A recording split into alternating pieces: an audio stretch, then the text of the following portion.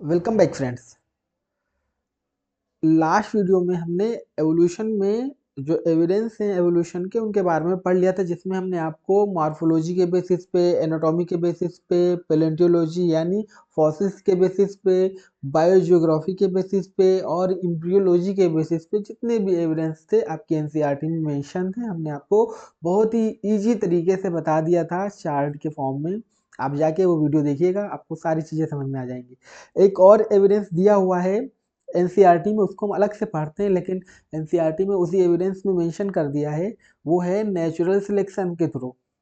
आपको पता है कि डार्विन ने जब थ्योरी दी थी तो उसका जो मेन पॉइंट था उनकी थ्योरी का, वो था नेचुरल सिलेक्शन। और नेचुरल सिलेक्शन के बारे में हमने आपको लास्ट वीडियोज में बताया भी है कि नेचुरल सिलेक्शन जो होता है वो उसमें नेचर जो होती है, जो फिटेस्ट ऑर्गेनिज्म होता है उसको चांस देती है रिप्रोडक्शन का और वही सर्वाइव करता है। लेकिन जो फिटेस्ट नहीं होता है उसको नेचर एलिमिनेट कर देती है, क्योंकि नेचर का ये रहता है कि जो भी फिट हो वही सर्वाइव करें, वही अपनी प्रोजेनी को आगे बढ़ाएं। तो और यही हमने नेचुरल सिलेक्शन में आपको बता दिया था। तो नेचुरल सिलेक्शन ये बोला जाता है कि जब ऑर्गेनिजम्स आए होंगे तो वो कैसे मतलब एक ऑर्गेनिज्म आया है तो वो अभी तक है और एक आया जो है एक्सटिंक्ट हो गया, तो ऐसा क्यों हुआ होगा? जो एवोल्यूशन है ऐसा क्यों हुआ होगा? ऐसा इसलिए हुआ होगा कि वो ऑर्गेनिज्म हो सकता है पहले की जो कंडीशन रही हो जब वो उसकी ओरिजिन हुई हो, तो हो सकता है जो इन्वायरमेंट है उसके अकॉर्डिंग रहा हो। जब अकॉर्डिंग रहा होगा तो वो अच्छे से सर्वाइव कर पाया है। लेकिन जब एक टाइम के बाद जो इन्वायरमेंट है उसके अनफेवरेबल हो गया उस ऑर्गेनिज्म के लिए, तो क्या हुआ? वो सर्वाइव नहीं कर पा रहा। उसके लिए फूड की जो है वाटर की और बहुत सारी लैंड की या हैबिटेट की, उसकी जो भी नेचुरल था उसमें बहुत सारी जो है कमी आ गई होगी, जिसकी वजह से क्या हुआ होगा? वो उसमें मतलब वो एक्सटिंक्ट हो गया होगा। ओरिजिन के टाइम पे था लेकिन इन्वायरमेंटल कंडीशन चेंज हुई तो वो एक्सटिंक्ट हो गया। तो ये बोला गया कि जो आपका नेचुरल सिलेक्शन है वो ड्राइविंग फोर्स की तरह काम करता है। अब आपके क्वेश्चन ये आ रहा होगा कि नेचुरल सिलेक्शन ड्राइविंग फोर्स की तरह कैसे काम करता है? उसके बारे में हम इस वीडियो में देखने वाले हैं कि आखिर कैसे आपका नेचुरल सिलेक्शन ड्राइविंग फोर्स की तरह काम करता है। ठीक है, तो नेचुरल सिलेक्शन में सबसे पहले लाइन जो आप लिखोगे कि it is a driving force for evolution. Evolution के लिए, किसी भी ऑर्गेनिज्म के लिए ड्राइविंग फोर्स की तरह काम करता है। ठीक है, अब एनसीईआरटी में आपके नेचुरल सिलेक्शन में दिया हुआ है कि पढ़िए पहले कि another interesting observation supporting evolution by natural selection। एक और इंटरेस्टिंग ऑब्जर्वेशन हुआ है जो कि एवोल्यूशन को सपोर्ट करता है, वो है नेचुरल सिलेक्शन का। और ये आया है इंग्लैंड से। इंग्लैंड से कैसे आया? इन्होंने क्या किया, एक कलेक्शन ऑफ मौत किया जो कि 1850s में किया गया था। मौत इन 1850s बिफोर इंडस्ट्रियलाइजेशन, मतलब पहले जब इंडस्ट्री नहीं थी 1850 से पहले, उससे पहले मौत को कलेक्शन किया गया। इट वॉज ऑब्जर्व डेट, ये पाया गया, there were more white wing moth on tree then dark wing. ठीक है, वहां पे वाइट विंग जो मोथ थे वो ज्यादा थे, वाइट विंग जो थे वो ज्यादा थे डार्क से। ठीक है, आर मिलेनाइज मोथ, जो डार्क को इन्होंने मिलेनाइज मोथ कहा। However in the collection carried out in same area but after industrialisation, ये था 1850 से पहले जब इंडस्ट्रियलाइजेशन नहीं हुआ था। लेकिन 1920 के बाद क्या हुआ कि वहां पे डार्क जो विंग थे वो ज्यादा हो गए, वाइट विंग जो थे वो कम हो गए। ठीक है, तो ये क्या हुआ कि रिवर्स हो गया। अब ये रिवर्स कैसे हुआ होगा? ये देखो, ये आपके एनसीईआरटी में डायग्राम दिया गया है कि पहले ये ज्यादा थे, ये कम थे, लेकिन बाद में ये ज्यादा हो गए और ये कम हो गए। ठीक है, तो ऐसा क्यों हुआ होगा? देखो लिखा हुआ है, figure showing white wing moth and dark wing moth melanised on a tree trunk in unpopulated area and polluted area. Unpolluted area and polluted area. ठीक है, ये पोल्यूटेड एरिया है और ये अनपोल्यूटेड एरिया है। ठीक है, अनपोल्यूटेड एरिया कैसे पता लगाते हैं? वो पता लगाते हैं प्रेजेंस और एब्सेंस ऑफ लाइकेन।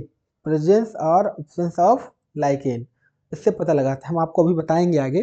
ठीक है, तो अब ये जो एविडेंस आया नेचुरल सिलेक्शन का, आपको भी समझ में नहीं आया होगा कि आखिर ये है क्या। ठीक है, अब इसका एक्सप्लेनेशन देने के लिए क्या किया इन्होंने, the explanation put fourth for this observation was that predator will spot A moth against contrasting background. जो कंट्रास्टिंग बैकग्राउंड है उसके अगेंस्ट जो प्रेडेटर्स हैं वो मॉथ को क्या कर रहे हैं, किल कर रहे हैं। During post industrialisation period the tree trunk become dark, मतलब इंडस्ट्री हुई, बहुत सारा धुआं हुआ होगा, उससे उनका क्या हुआ, जो उनकी ट्री थी, जो उनका बार्क था, जो छाल होती है उसको बार्क बोलते हैं, वो जो है आपका डार्क हो गया। यही बात बता रहे हैं। अब आपको समझ में नहीं आया होगा, हम पहले समझते हैं, फिर ये वाला जो पोर्शन है इसको बाद में पढ़ते हैं, फिर समझ में आपको आएगा अच्छे से। देखो देखो होता क्या है और क्या हुआ था, हम पढ़ने वाले हैं evidences of evolution from natural selection, from natural selection. अब आपके दिमाग में आया होगा कि नेचुरल सिलेक्शन आखिर है क्या, देखते हैं नेचुरल सिलेक्शन है क्या आखिर। तो नेचुरल सिलेक्शन जो आपका नेचुरल सिलेक्शन है, ये नेचर, हमने क्या बताया था कि nature give chance to survive, nature gives chance to survive to better fit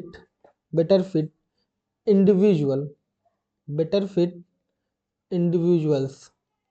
ऐसा क्यों कहती है, क्योंकि ये बेटर फिट इंडिविजुअल होंगी तो इसको क्या होगी, ये एडाप्टेशन को फेवर करती है, adaptation.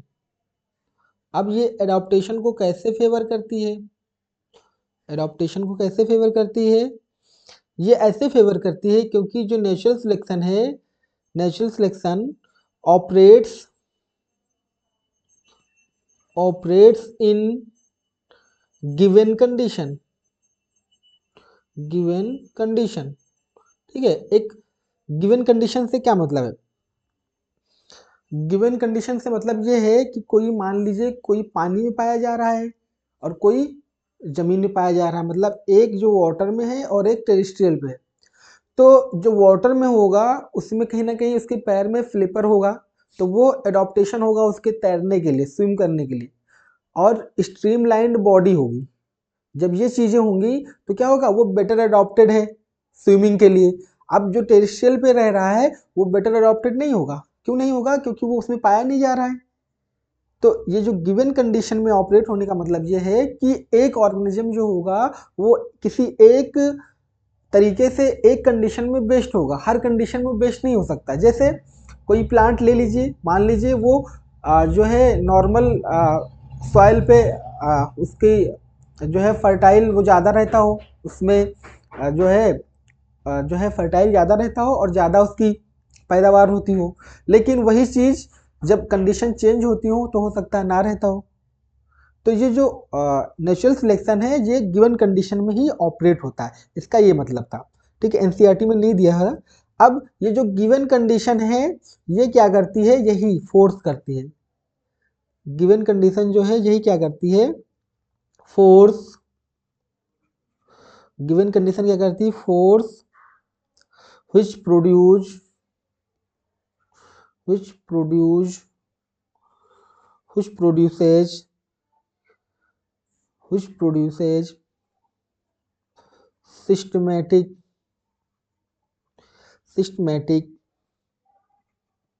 heritable changes in population in population। ये जो हेरिटेबल चेंजेस होते हैं, ये जो हेरिटेबल चेंजेस होते हैं ये हेरिटेबल चेंजेस कैसे आते हैं? Due to adaptation. ये एडॉप्टेशन की वजह से आते हैं। जो हेरिटेबल चेंजेस होंगे वो हमेशा एडॉप्टेशन की वजह से आएंगे। अब ये पॉपुलेशन में है, हो रहा है ये चेंज। अगर किसी पॉपुलेशन में जब कोई चेंज होता है तो वो क्या करता है? It creates evolution. ठीक है, कोई अगर हेरिटेबल चेंज होगा तो क्या होगा? इवोल्यूशन। और ये क्या होता है जब क्रिएट करता है इवोल्यूशन के? 10 natural selection, 10 natural selection is a driving force for evolution. इसीलिए जो नेचुरल सिलेक्शन है ये ड्राइविंग फोर्स है इवोल्यूशन का। जो चीज आप बताओ, ये हेरिटेबल चेंज हुआ तो ये एडॉप्टेशन की वजह से होता है। और क्या होगा? 10 transmit from one generation to next generation. ठीक है, अगर एडॉप्टेशन के कारण आया है, हेरिटेबल चेंज होगा तो एक जनरेशन से दूसरी जनरेशन में वो चीज चली जाएगी। ठीक है, अब जो ये बात थी इनकी, ये इंडस्ट्रियल मिलेनिज्म वाली, इसको समझते हैं। अभी समझ में आ जाएगा, अब जब समझाएंगे आपको। हुआ क्या? ये ये हम बताने आपको जा रहे हैं इंडस्ट्रियल, हम आपको बताने जा रहे हैं इंडस्ट्रियल मिलेनिज्म। इंडस्ट्रियल मिलेनिज्म, और ये हुआ था इन इंग्लैंड। और इंग्लैंड में क्या हुआ था? एक टाइम पे क्या हुआ? कलेक्शन ऑफ मॉथ्स किया गया। Collection of moth. अभी कलेक्शन ऑफ मॉथ दो टाइम पीरियड पे किया गया। एक टाइम वो था जब एक टाइम वो था जब इंडस्ट्री नहीं आई हुई थी, तो बिफोर इंडस्ट्रियलाइजेशन। और एक टाइम ये था जब इंडस्ट्रीज आ गई थी, तो ये था आफ्टर आफ्टर इंडस्ट आफ्टर इंडस्ट्रियलाइजेशन। ठीक है, जो इंडस्ट्री बिफोर इंडस्ट्रियलाइजेशन का जो टाइम था वो था, डेट इज अप्रॉक्स 1850, 1850 के करीब था। ठीक है, ये जो टाइम था वो था अप्रॉक्स 1920 का। अब इन दोनों टाइम पीरियड में क्या हुआ है उसके बारे में देखते हैं। देखो, इसमें क्या हुआ, उसमें क्या हुआ। देखो, इसमें क्या था, जो आपको ऊपर बताया कि more white winged moths more white winged moths than dark winged moths। और जो डार्क विंग्ड मॉथ थे इन्हीं को एनसीईआरटी में लिखा है मिलेनाइज्ड। ठीक है, ये थे, मतलब क्या था कि जो वाइट विंग्ड थे वो ज्यादा थे डार्क विंग्ड की अपेक्षा। लेकिन 1920s के बाद, इंडस्ट्रियलाइजेशन के बाद क्या हुआ? डार्क जो विंग्ड थे, डार्क विंग्ड जो मौत थे वो ज्यादा हो गए वाइट की अपेक्षा, वाइट विंग्ड की अपेक्षा। ठीक है, वाइट विंग के अपेक्षा। अब ऐसा क्यों हुआ? तो ऐसा होने का कारण ये था, रीजन देखो, दोनों चीज होने के रीजन क्या थे? रीजन क्या थे देखो, जो रीजन्स थे वे थे कि 1850 से पहले क्या था, neat and clean environment, neat and clean environment, neat and clean environment था। तो कि इससे क्या हुआ कि जो वाइट कलर्ड लाइकेन जो थे, white coloured lichen covered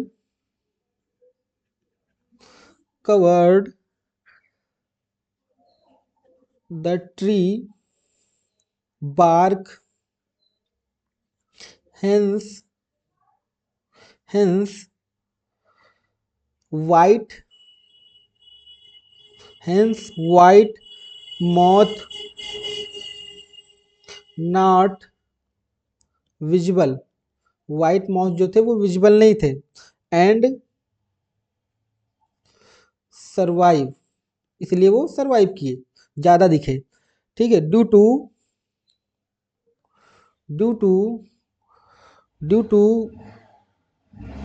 camouflage and dark moths are visible and picked out by predator, और प्रीडेटर के द्वारा इनको पकड़ लिया जाता था, और वो प्रीडेटर क्या करते हैं, इनको मार के खा लेते थे। ठीक है, ये इसमें जो रीजन दे रहे हैं, इसमें सिंपल सी बात ये कर रहे हैं कि जो बैकग्राउंड था वो भी वाइट था, क्योंकि उसमें वाइट लाइकेन थी, और इसलिए उस वाइट बैकग्राउंड में जो वाइट कलर थे वो छिप गए, इसलिए वो प्रीडेटर को दिखते नहीं थे, लेकिन जो डार्क विंग थे वो आसानी से विजिबल हो जा रहे थे वाइट पे, तो उनको प्रीडेटर क्या करता है, पकड़ के मार देता था। ठीक है, ये एक रीजन है। अब जो यह डार्क विंग आफ्टर इंडस्ट्रियलाइजेशन 1920 के बाद में क्यों हो गए, इसके रीजन देखो। ठीक है, इसका रीजन देखो, इसके रीजंस क्या हो सकते हैं। हुआ क्या, इंडस्ट्रियलाइजेशन हुआ, आपको पता है इंडस्ट्रियलाइजेशन हुआ, जब इंडस्ट्रियलाइजेशन होगा तो क्या हो गया, पोल्यूटेड इन्वायरमेंट हो गया।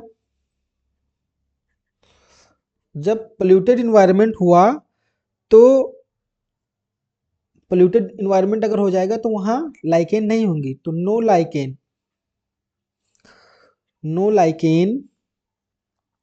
ऑन बार्क ऑफ ट्री, जो है उस पर कोई लाइकेन नहीं था। इससे क्या हुआ, बार्क बार्क जो कहते हैं छाल को, बार्क बिकम्स डार्क, जब पोल्यूटेड हो गया, धुआं धुआं हो रहा है, तो कैसे व्हाइट जो था वो ब्लैक हो जाएगा, becomes dark, due to smoke, NCERT की लाइन है आपकी, smoke and soots, due to smoke and soots. अब जब ये हो गया 10, अगर अब इस डार्क हो गया 10, इसका वो क्या हुआ, ड्रॉबैक क्या हुआ, 10 dark moth are not visible, जो डार्क मोथ थे वो विजिबल नहीं थे। अब विजुअल नहीं हुए तो क्या हुए, वो सरवाइव कर गए, and white moth picked out, white moth picked out by predators, उनको क्या करता था, प्रीडेटर्स जो थे वो पकड़ लेते थे। ठीक है, तो ये हो गया दोनों चीजें। अब आपको हम बता देते हैं ये दोनों चीज में कहना क्या चाह रहे हैं, दोबारा से समझ लो। इंडस्ट्री जो नेचुरल सिलेक्शन को डिफाइन करने के लिए एक दिया गया जिसको इंडस्ट्रियल मिलेनिज्म कहा गया। ये इंग्लैंड में देखा गया। इसमें क्या गया, कलेक्शन ऑफ मौत किया गया दो टाइम पीरियड पे। एक था बिफोर इंडस्ट्रियलाइजेशन जो कि 1850s में हुआ, और दूसरा था आफ्टर इंडस्ट्रियलाइजेशन जो कि 1920s में था। जब 1850s में किया गया बिफोर इंडस्ट्रियलाइजेशन, तो वहां पे व्हाइट विंग ज्यादा थे डार्क विंग की अपेक्षा। इसका रीजन ये था कि नीट एंड क्लीन इन्वायरमेंट था, वहां पे लाइकेन ग्रो कर रही थी, इसलिए जो व्हाइट विंग्ड थे वो विजिबल नहीं थे और डार्क विंग विजिबल थे। लेकिन जब इंडस्ट्रियलाइजेशन हुआ तो क्या हुआ कि पोल्यूटेड इन्वायरमेंट हो गया, जो बार्क थी जो ट्री वो ब्लैक हो गई, और ब्लैक होने की वजह से इसका रीजन क्या था, स्मोक और सोट। जब ये हो गया तो क्या हुआ, जो डार्क माउथ थे वो विजिबल नहीं थे, और जो व्हाइट माउथ थे वो विजिबल हो गए। ठीक है, ये इन्होंने रीजन दिया। ठीक है, यही चीजें आपने इसमें देखी हैं। देखो इसमें इन्होंने यही लिखा हुआ, another interesting observation supporting evolution by natural selection. एक और ऑब्जर्वेशन जो कि नेचुरल सिलेक्शन को सपोर्ट करता है एवोल्यूशन को, वो इंग्लैंड से आया। इसमें जो है कलेक्शन ऑफ मौत किया गया 1850s में, जिसमें बिफोर इंडस्ट्रियलाइजेशन किया गया। और क्या क्या देखा गया कि व्हाइट विंग ट्री पे ज्यादा थे डार्क विंग के अपेक्षा। जबकि जब ये 1920s में जब देखा गया तो ये देखा गया कि डार्क विंग ज्यादा थे जो व्हाइट विंग की अपेक्षा। और इसी को इन्होंने नेचुरल सिलेक्शन कहा। इधर भी इन्होंने इसको जो है वो एक्सप्लेन किया हुआ है। The explanation put forth for this observation was that predators will spot a moth against a contrasting background, कि जो contrasting background था उसके against mark कर ले रहे थे। During post industrialization period the tree trunk become dark due to industrial smoke। ठीक है, इंडस्ट्रियलाइजेशन के बाद जो है वो जो ट्री जो था जो ट्रंक था वो क्या करता, डार्क हो गया due to smoke. Under this condition the white wing moth did not survive due to predators. इस कंडीशन में क्या हुआ कि जो व्हाइट विंग थे वो इजिली विजिबल हो जा रहे थे और वो सर्वाइव नहीं कर पाए। Dark wing are melanised moth survive, और ये सर्वाइव करके before industrialisation set in thick growth of almost white colored lichen covered on tree in dead background the white winged moth survive। ठीक है, इंडस्ट्रियलाइजेशन से पहले क्या था कि व्हाइट बैकग्राउंड व्हाइट था तो व्हाइट कलर के सर्वाइव कर रहे थे। Do you know that. तो यही बातें हमने आपको यहाँ पे बता दी हैं। ये बातें हमने यही बातें आपको बता दी हैं। ठीक है, ये दोनों चीजें हमने आपको यहाँ पे बता दी हैं, वही सेम चीजें हैं। ठीक है, और आपको बिल्कुल मेहनत नहीं करनी पड़ेगी, सारी मेहनत मैंने करके आपको दे दी है।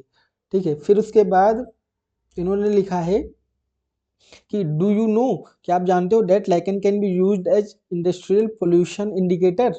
दे will not grow in area that are polluted, hence moths that were able to camouflage themselves that is hide in the background survive। camouflage होते हैं अपने आप को बैकग्राउंड में हाइड कर लेना, जो बैकग्राउंड हो। ये यही फिगर में बताया गया। This understanding is supported by the fact that in that areas where industrialisation did not occur that is rural area the count of melanic moth was लो। जो डार्क मौत थे उनकी काउंट लो थी। This showed that in mix population those that can better adopt. वही बात आ गई कि mix population है, कई टाइप की पॉपुलेशन हो रही है, वहां पे जो बेटर अडॉप्ट करेंगे वो सर्वाइव करेंगे और इंक्रीज करेंगे इन पॉपुलेशन साइज, अपने नंबर में बढ़ाएंगे। Remember that no variant is completely wiped out. लेकिन कोई भी वेरिएंट कम्प्लीटली वाइप्ड आउट नहीं होगी। हाँ, कुछ को ज्यादा चांस मिलेगा, कुछ को कम चांस मिलेगा। ठीक है, तो ये बातें आपको बता दी गई। एक लाइन आप लिख लीजिए यहाँ पे, फिर आगे देखते हैं। आपको ये लाइन लिखनी है, आपको जो लाइन लिखनी वो लिखनी है कि lichens lichens can be used as industrial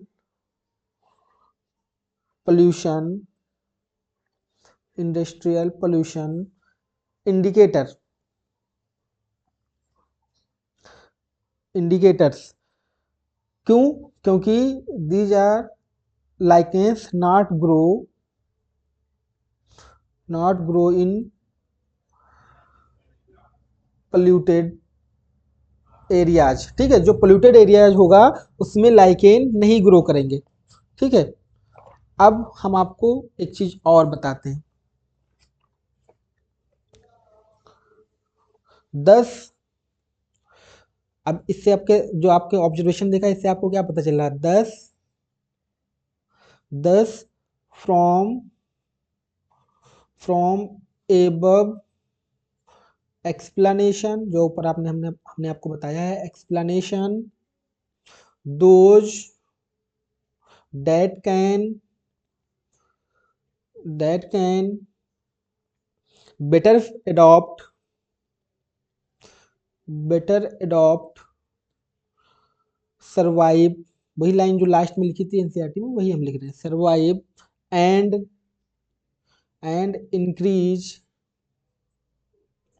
increase in population size, increase in population size. फिर एक लाइन लिखी थी, remember that no variant is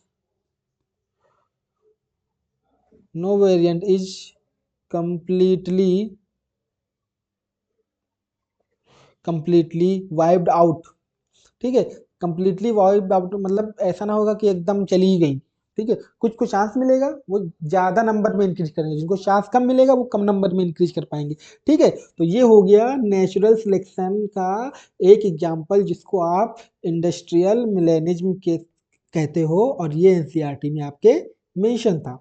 ठीक है, दूसरा जो दिया गया है वो दिया गया है ये, वो था डीडीटी रेजिस्टेंस इन प्लांट। वो दिया गया था डीडीटी रेजिस्टेंट इन प्लांट। ये कैसे दिया गया था, देखो,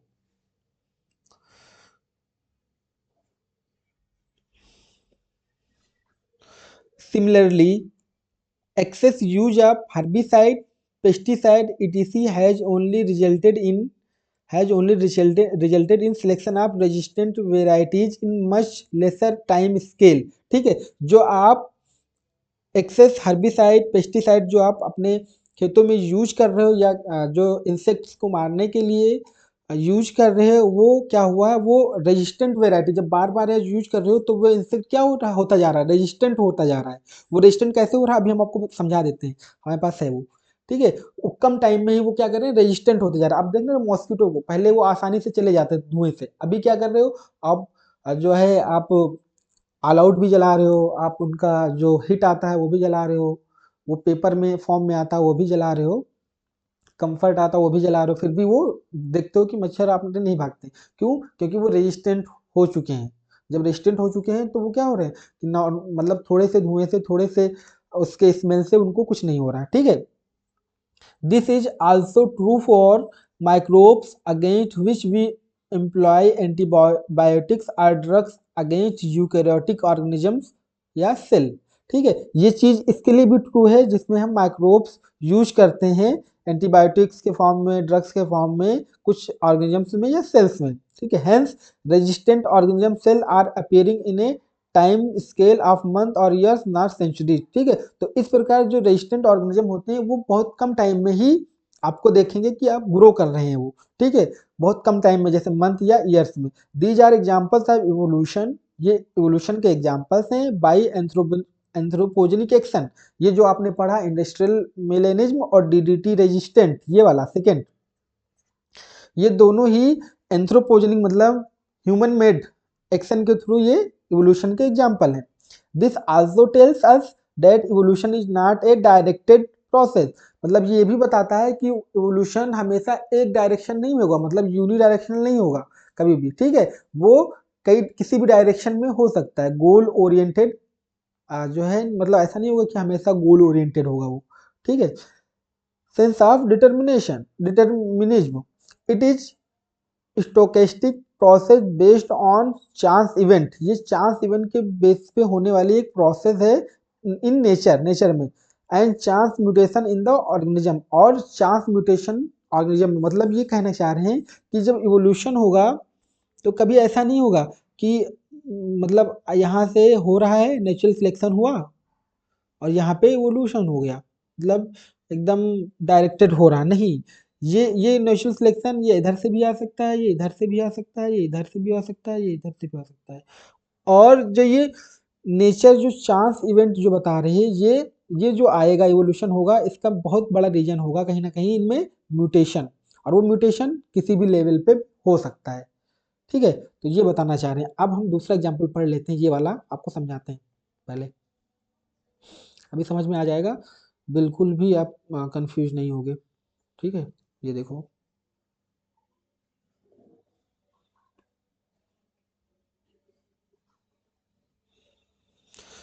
एग्जाम्पल 2 है नेचुरल सिलेक्शन का, वो है आपका D D T resistance in plants, DDT resistance in plant. क्या बताया गया कि आपकी एनसीईआरटी में बताया गया कि करते क्या हो कि आप एक्सेस यूज करते हो, यूज ऑफ हर्बिसाइड्स पेस्टिसाइड। हम ऐसे लिख दे रहे हैं तो आपको याद करने में इजी रहेगा। ईटीसी ये सब आप यूज करते हो, जब आप ये सब हर्बिसाइड या पेस्टिसाइड यूज करते हो तो ये क्या कर रहे हैं, has resulted in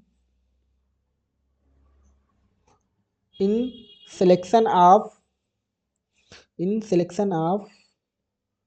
resistant varieties. ये क्या है, रेजिस्टेंट जो वेराइटीज हैं इनके सिलेक्शन हो जा रहा है। इन मच कब, इन मच लेसर टाइम,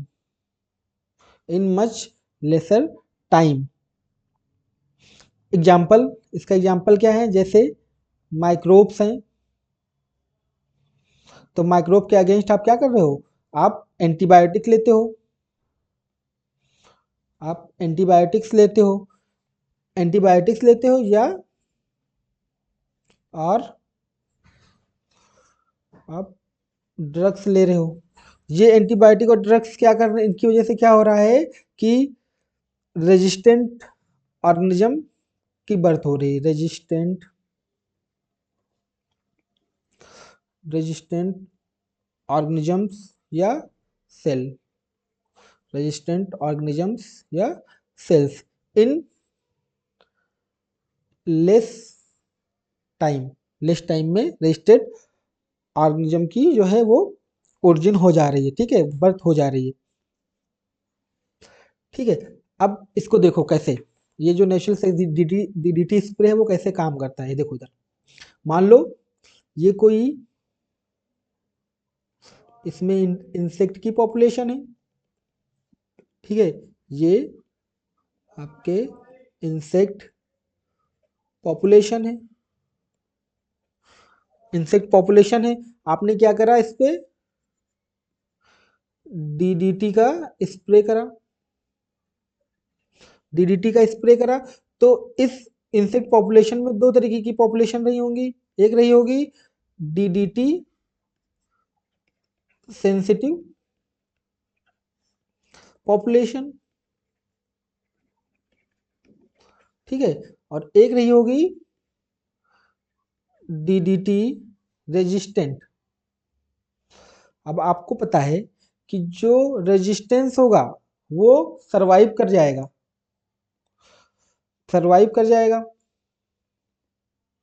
और सरवाइव करेगा तो क्या होगा, इसका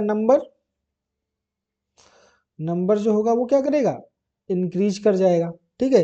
जो डीडीटी सेंसिटिव होंगे वो not survive, do not survive, और डू नॉट सर्वाइव करेंगे तो क्या होंगे, नंबर क्या होगा, नंबर डिक्रीज हो जाएगा। अब देखो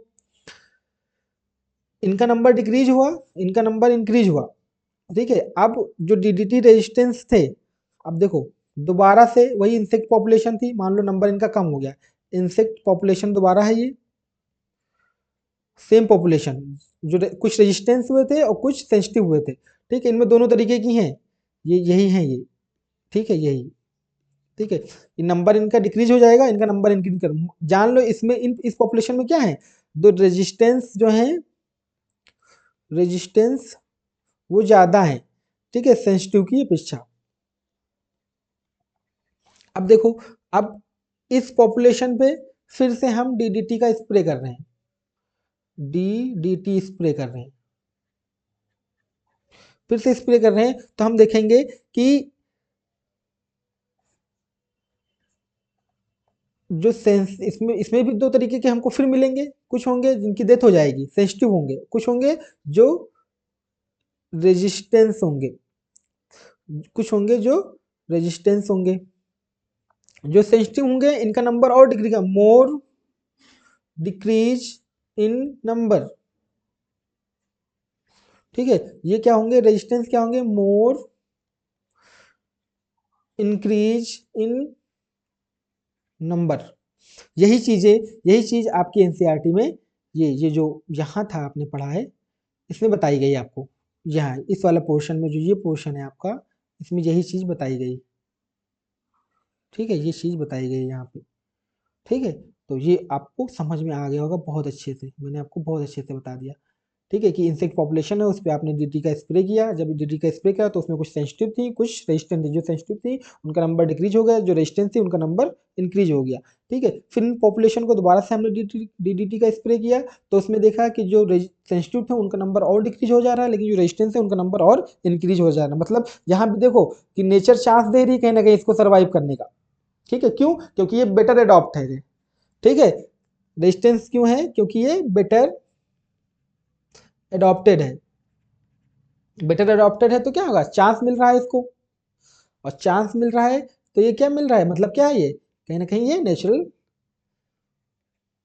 सिलेक्शन है, ठीक है। अब आपको नेचुरल सिलेक्शन एकदम क्लियर हो गया होगा कि नेचुरल सिलेक्शन है क्या। अब आपके दिमाग में ये आ रहा होगा कि जो नेचुरल सिलेक्शन ठीक है हो गया, लेकिन नेचुरल सिलेक्शन कैसे कैसे हो सकता है, कुछ टाइप भी होते हैं या नहीं।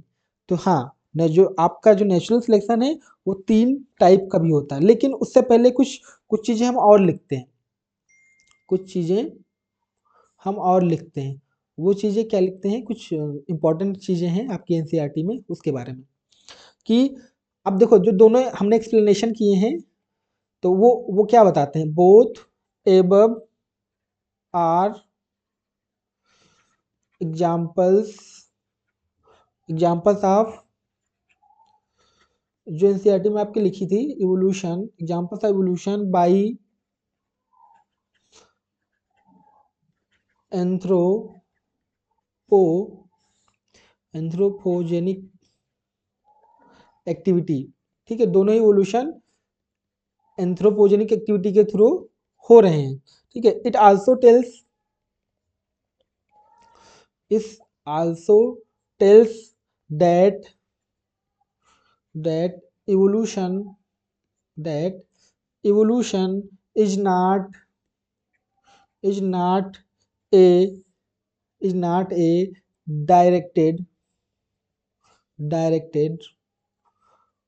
process in sense in sense of in sense of determination in sense of determination,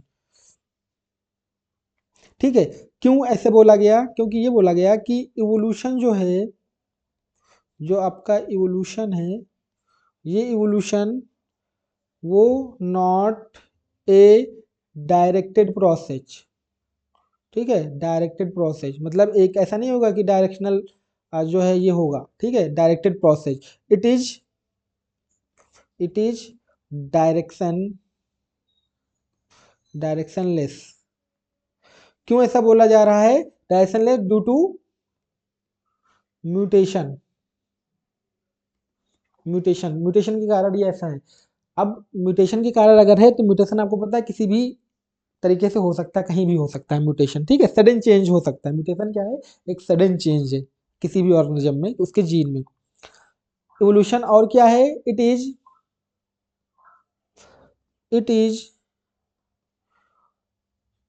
stochastic process based on based on chance event, और जो चांस इवेंट है ये क्या होता है, यही म्यूटेशन है। ठीक है, तो ये चीजें हो गई। अब हम आपको अब बताने वाले हैं कि जो नेचुरल सिलेक्शन है ये कितने टाइप का होता है। आपके एनसीईआरटी में एक डायग्राम बना हुआ है, ये देखिए, इसको यहाँ से हटाते हैं और नीचे ले चलते हैं, फिर वहीं समझाते हैं आपको पूरी अच्छे तरीके से। ठीक है, ये देखिए, ये नेचुरल आपका बना हुआ है नेचुरल सिलेक्शन का डायग्राम। इसमें लिखा हुआ है कि diagrammatic diagrammatic representation of the operation of natural selection on different trait.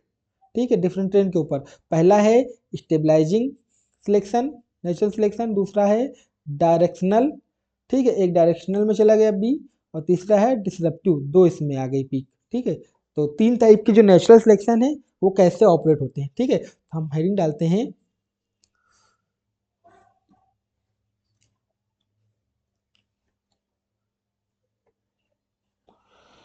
हम हेडिंग डालते हैं टाइप्स ऑफ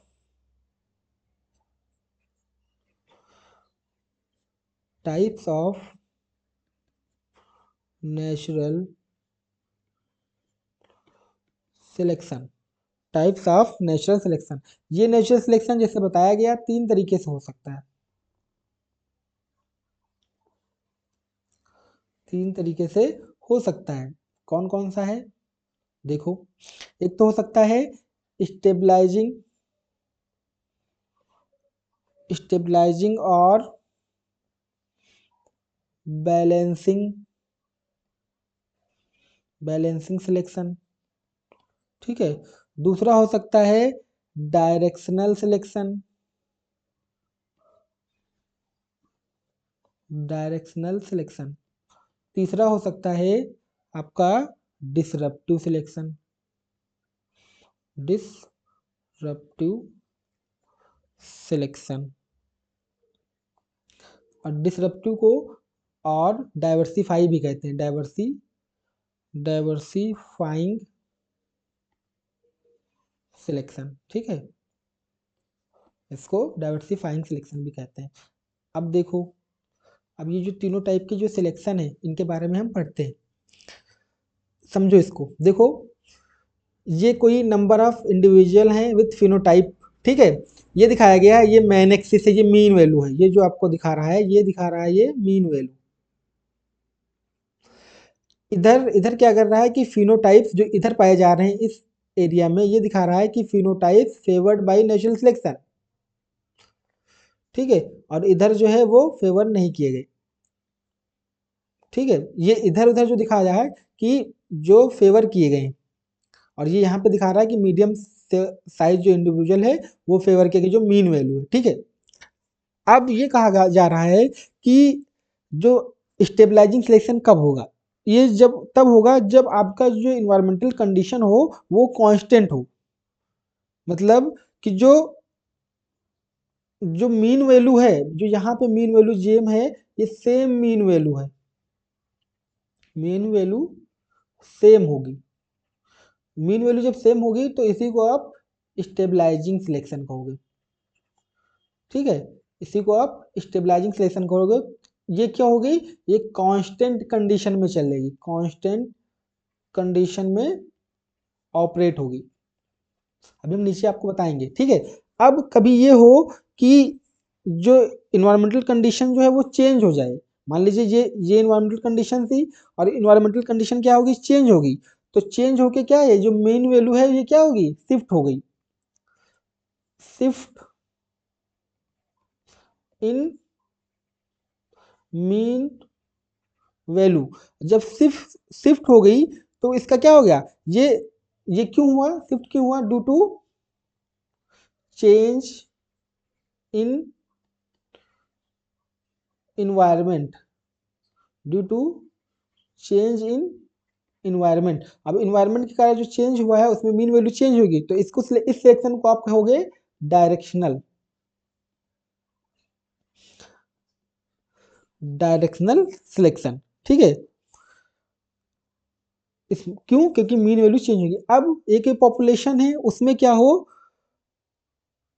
कि जो जो दो मतलब जो मीन वैल्यू हैं वो दो फॉर्म में डिवाइड हो जाएं। तो जो जब दो करेंगी तो ये हो जाएगा आपका जो मीन वैल्यू जो होगी, मीन वैल्यू मतलब टू मीन वैल्यू हो, जब टू मीन वैल्यू होगी तो इसको आप कहोगे डिसरप्टिव। ये डिसरप्टिव आपको देखते ही पता चल जाएगा, इसमें दो दो दो ये जो ग्राफ है ये दो होंगे, ठीक है। ये डिसरप्टिव सिलेक्शन, ठीक है। अब इसको हम लिखते हैं, ठीक है। स्टेबलाइजिंग जो सिलेक्शन होगा आपका वो होता है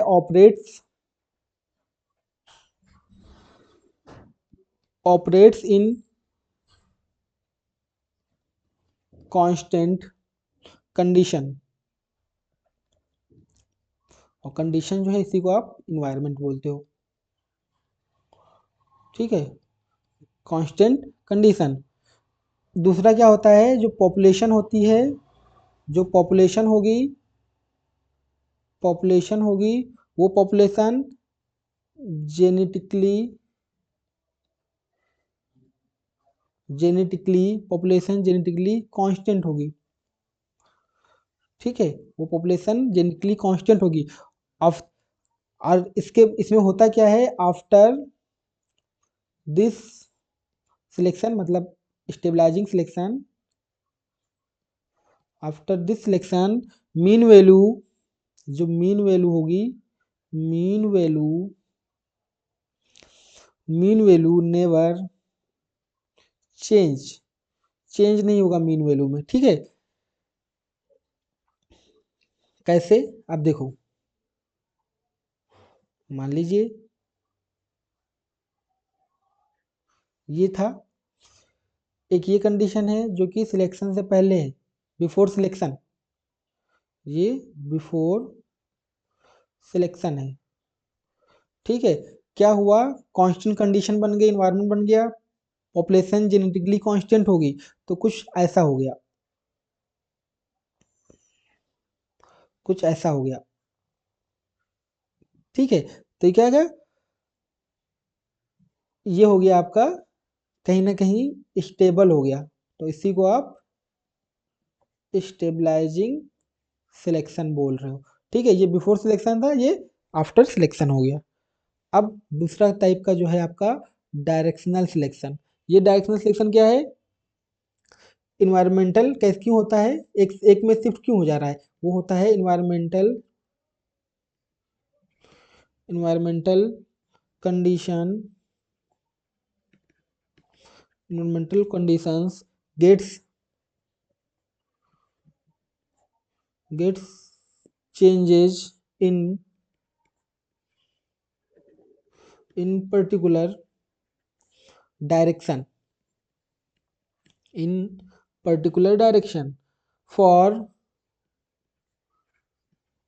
long period।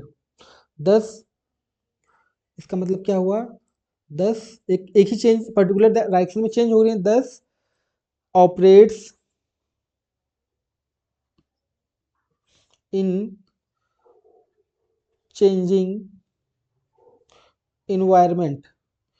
इस प्रकार ये क्या होगी, जो चेंजिंग इन्वायरमेंट होगा उसमें ऑपरेट होगी। तो अगर चेंजिंग इन्वायरमेंट है तो इस पे क्या मतलब क्या होगा, तो जो मीन वैल्यू होगी, मीन वैल्यू जो बीच की वैल्यू होगी, mean value always always changes, ठीक है। मीन वैल्यू ऑलवेज चेंजेज होगी, कैसे, देखो,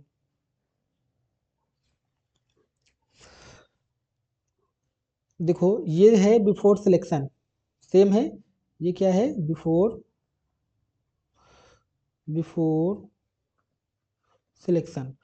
सिलेक्शन के बाद कुछ ऐसा हुआ, ये सिलेक्शन के बाद ऐसा हुआ, देख रहे हो, जो मीन वैल्यू यहाँ होनी थी, जो यहाँ होनी थी वो यहाँ होगी, ठीक है। तो क्या हुआ, चेंज होगी, मतलब एक डायरेक्शन में चेंज होगी, तो क्या हो गया, ये one direction shifted in one direction, ठीक है। तो इसीलिए इसको डायरेक्शनल सिलेक्शन बोलते हैं, ठीक है, ये डायरेक्शनल सिलेक्शन हो गया। अब तीसरे टाइप का जो सिलेक्शन होता है उसको कहते हो आप डाइवर्सिफाइंग सिलेक्शन, और इसमें क्या होता है, हैव, इसको तो वैसे देख के पहचान लोगे, have two mean value, two mean value, ठीक है। और इस जो टू मीन वैल्यू हैं, ये दोनों मीन वैल्यू जो इसका एक्सट्रीम होगा, these two extreme extremes value get selected. कैसे, देखो,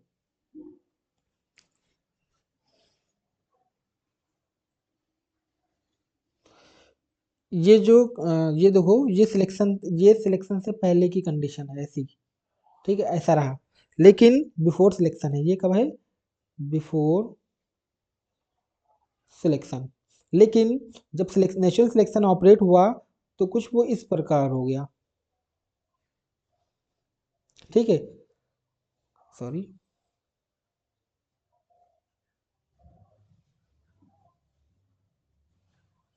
ठीक है, बन नहीं रहा है, ठीक है, यहाँ देख लीजिए आप, ये, ठीक है, देखो दो पीक वैल्यू है, ठीक है, तो ये हो गया आपका डिसरप्टिव सिलेक्शन। तो इस प्रकार आपका ये तीनों प्रकार का जो सिलेक्शन है वो आपको एकदम क्लियर हो गया होगा। आपके एनसीईआरटी में डायग्राम बना हुआ था, लेकिन मैंने आपको अच्छे से करके बता दिया है। उम्मीद करते हैं आपको ये लेक्चर अच्छा लगा हो, पूरा लेक्चर देखिएगा, मज़ा आ जाएगा आपको, कुछ पढ़ना नहीं पड़ेगा इधर उधर से, जितनी भी एनसीईआरटी ये वो हैं, सारी चीज़ें इसी में मेंशन है, एकदम ईजी तरीके से जितनी सिंप्लीफाई हो सकती है आपको बता दी गई हैं। तो इस वीडियो में हम इतना ही रखेंगे। होप आपको ये चीज़ें समझ में आ गई होंगी। अगर सबको समझ में आई है, कोई अगर क्वेरी होती है तो आप हमसे पूछ सकते हैं कमेंट सेक्शन में, या मेल कर सकते हैं हमें, या व्हाट्सअप कर सकते हैं। आप जो भी चाहें वो कर सकते हैं, और आप अपनी क्वेरी को पूछ सकते हैं। तो इस वीडियो में हम इतना ही रखते हैं। Thanks for watching.